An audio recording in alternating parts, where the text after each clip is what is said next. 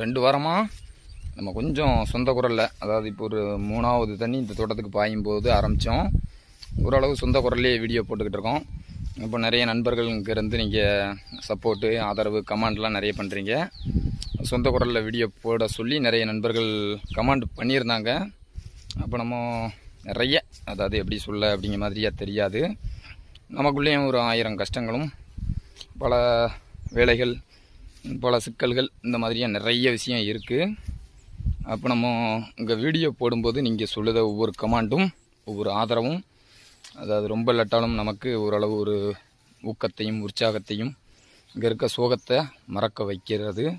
அப்போ வீடியோ போடுறதுனால நம்ம ஒன்றும் பெரிய சந்தோஷத்துலலாம் வீடியோ போடலை, ஒரு மன நிம்மதி, நிறைய சோகங்களை மறக்கிறதுக்கு இப்போ கூட நீங்கள் பார்க்கலாம்.